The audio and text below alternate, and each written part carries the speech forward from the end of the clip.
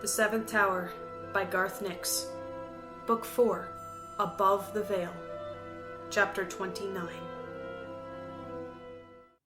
Tal looked at the great tide of spirit shadows rising toward them. They only had a few minutes before they would swarm over them.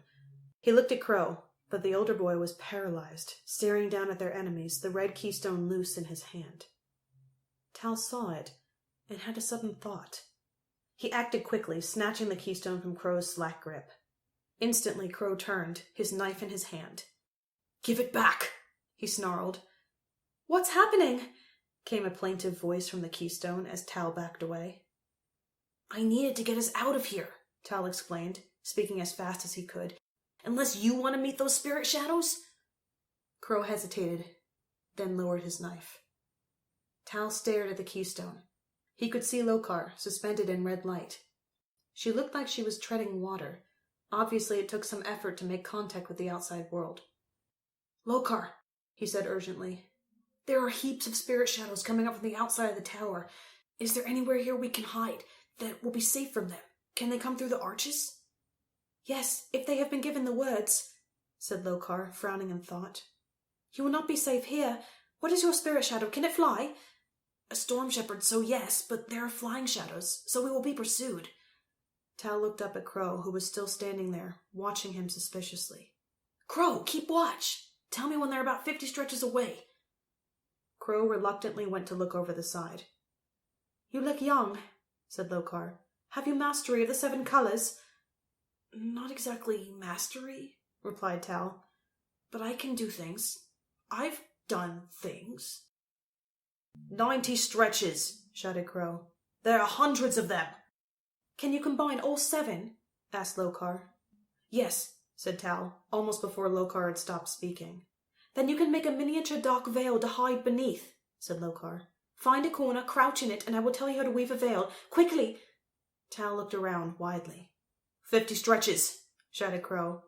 He looked at Tal, wide-eyed and clearly frightened. "Whatever you're going to do it quickly." "Let's fight!" boomed Adras. He leaned over the railing and fired off a bolt of shadow lightning. A sudden ghastly squeal announced that it had found its mark. "No, Adras!" shouted Tal. He went to the wall and tugged at a downpipe that carried rainwater from the dome high above. "Help me pull this off!" The downpipe was set into a recess in the wall. If they could crouch down there and weave a veil, there was a chance the spirit shadows wouldn't be able to find them. Crow didn't know what he had planned, but he rushed to Tal's side and pulled at the pipe too. It gave a little, but it wasn't until Adras reached above them both and tugged that it tore away with a screech of metal on stone. "Quick!" instructed Tal. "Crouch down here, as close as we can get." He pushed into the recess with Crow. Adras made himself as thin as possible and slid in behind Tal and up the wall. "What now?" said Crow. Tal didn't answer. He was looking at the keystone, watching Lokar, and focusing on his own sunstone at the same time. Crow and Adras watched the railing, expecting to see a spirit shadow leap over and attack at any moment. "Hurry up," Crow murmured. Tendrils of differently colored light were starting to rise out of Tal's sunstone, but very slowly. The tendrils issued out and wove together in front of the pressed-in trio. As they wove together, a patch of darkness formed in the air. It spread rapidly, curving up, down, and around. "Faster," whispered Crow. He saw a taloned shadow hand grip the railing, behind the forming veil. "Faster!" A spirit shadow leapt over the railing, a huge wasp worm, shadow wings still beating, sting looking all too solid in the red light. Crow saw it, and he stopped breathing as its head slowly swiveled in his direction. The veil was almost blocking his view. It would be so close. Would the spirit shadow look first, or would the veil be formed in time? The miniature veil spread across and seamlessly joined to form a perfect sphere around them, a fraction of a second before the spirit shadow turned its head. Crow shivered, and was startled to find he needed to take a very deep breath. "Don't do that," said Tal sharply. "What?" Crow asked softly.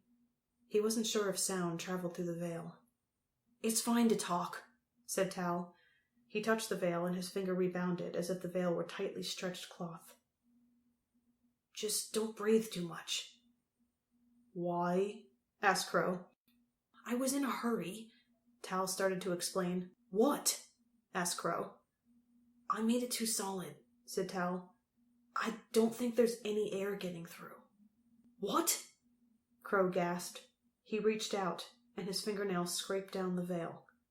It was solid. We have to get out, Crow whispered. We'll die in here. There's enough air for a while, said Tal. He was fighting to stay calm. Just knowing that their air was running out was making him feel terrible, weak and pathetic.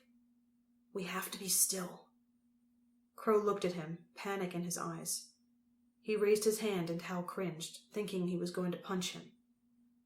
Then Crow pulled back. Sorry, he said. I'll be still. They sat in silence for a while.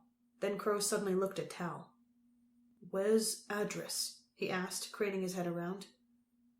There was no sign of the Spiritshadow. All the color drained from Tal's face. No wonder he felt so terrible. He must be outside. They're killing him. No, he isn't, said a small voice from the keystone. Tal hurriedly peered down at it. He's in your veil, exclaimed Lokar. You wove him into it, and he has no light.